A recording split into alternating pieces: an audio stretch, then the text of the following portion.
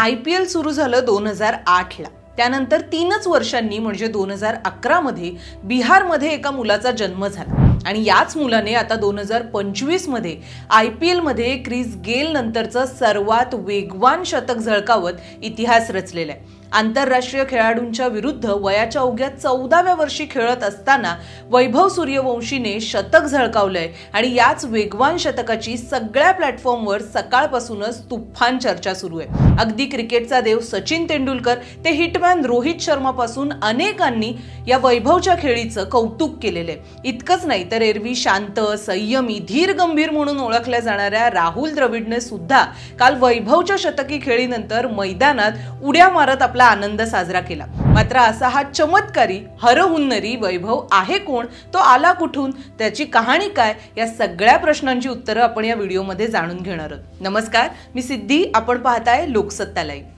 IPL 2025 मधला 36वा सामना Gujarat Titans विरुद्ध राजस्थान रॉयल्स यामध्ये राजस्थानच्या वतीने खेळत असताना राजस्थानच्याच घरच्या मैदानामध्ये गुजरात टायटन्स विरुद्ध वैभव सूर्यवंशी याने 35 चेंडूमध्ये शतक झळकावलं।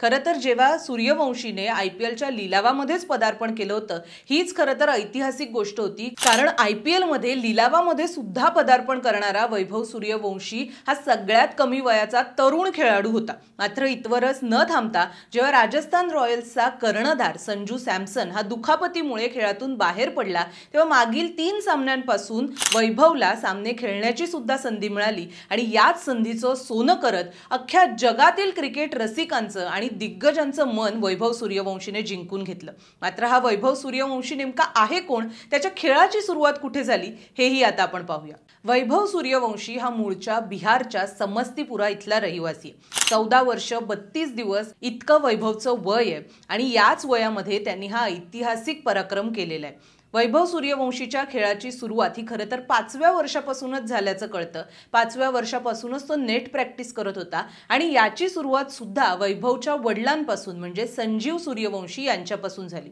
खरं तर समस्तीपुरा इथे राहणाऱ्या संजीव सूर्यवंशी यांचं स्वतःचं सुद्धा क्रिकेटर बनण्याचं स्वप्न होतं।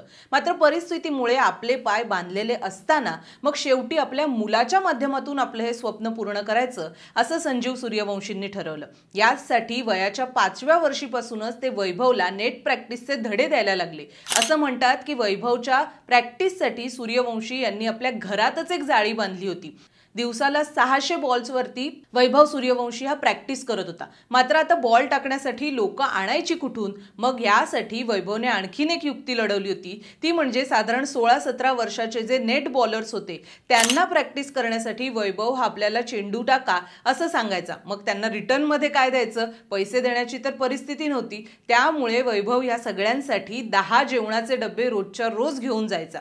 वयाच्या 10व्या वर्षी तो दिवसाला 600 चेंडूंवर प्रॅक्टिस करत होता आणि या सगळ्या परिश्रमांचं फळ आता आपल्या सगळ्यांच्या समोर आहे। असं म्हणतात वैभवला क्रिकेटसाठी आवश्यक किमान गोष्टी तरी प्राप्त व्हाव्या यासाठी सूर्यवंशी कुटुंबाने आपली जमीन सुद्धा विकली होती। या सगळ्याचं फळ सूर्यवंशी कुटुंबाला आणि खरं तर वैभव सूर्यवंशीला मिळालं बिहारकडून गेल्या मोसमाच्या रणजी सामन्यामध्ये। बिहारकडून पदार्पणाची संधी वैभवच्या वाट्याला आली आणि या संधीचं सुद्धा वैभवने सोनं केलं। अवघ्या 12 वर्ष 284 दिवस इतकं वय असताना वैभव सूर्यवंशी हा फर्स्ट ग्रेडचा म्हणजेच प्रथम श्रेणीचा सामना खेळला होता। यानंतर सुद्धा वैभवची कारकीर्द ही चालूच राहिली। 13 वर्षांचं होत असताना त्याने बिहार क्रिकेट असोसिएशन तर्फे आयोजित केलेल्या रणधीर वर्मा अंडर 19 सामन्यामध्ये त्रिशतक झळकावलं होतं। खरं तर अंडर 19च्या सामन्यामध्ये झळकावलेलं हे त्रिशतक सुद्धा ऐतिहासिक ठरलं होतं। यासोबतच अंडर 19 श्रेणीमधील भारत विरुद्ध ऑस्ट्रेलिया अशा युवा कसोटी सामन्यात सुद्धा वैभव सूर्यवंशीने अत्यंत चमकदार कामगिरी केली होती। सप्टेंबर-ऑक्टोबर मध्ये आयोजित करण्यात आलेल्या या मालिकांमध्ये वैभव सूर्यवंशीने अगदी पहिल्या सामन्यातच शतक झळकावून सगळ्यांचं लक्ष वेधून घेतलं होतं। या सगळ्यानंतर आता वेळ आली IPLची, तर IPLच्या लिलावामध्ये हा डावखुरा फलंदाज वैभव सूर्यवंशी याचा क्रमांक 491वा होता। अनकॅप्ड खेळाडूंच्या श्रेणीमध्ये वैभव सूर्यवंशीचा समावेश होता.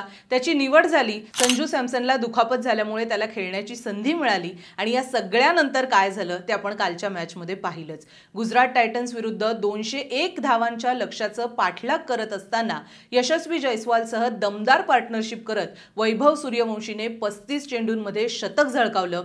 38 चेंडूंमध्ये 101 धावांची खेळी करत असताना वैभवने 11 षटकार आणि 7 चौकारांची वादळी खेळी दाखवली होती. एकूणच वैभवच्या या कालच्या कामगिरीनंतर एवढंच म्हणावंसं वाटतं, तो आला, तो भिडला आणि त्याने जिंकून घेतलं सारं. वैभव सूर्यवंशीच्या या कामगिरीबद्दल, त्याच्या ऐतिहासिक खेळीबद्दल आपल्याला काय वाटतं हे कमेंटमध्ये कळवायला विसरू नका. व्हिडिओ आवडला असेल तर अधिकाधिक शेअर करा आणि असेच नवनवीन व्हिडिओ पाहण्यासाठी लोकसत्ताच्या YouTube चॅनलला नक्की सबस्क्राईब करा. पाहत राहा लोकसत्ता लाईव्ह.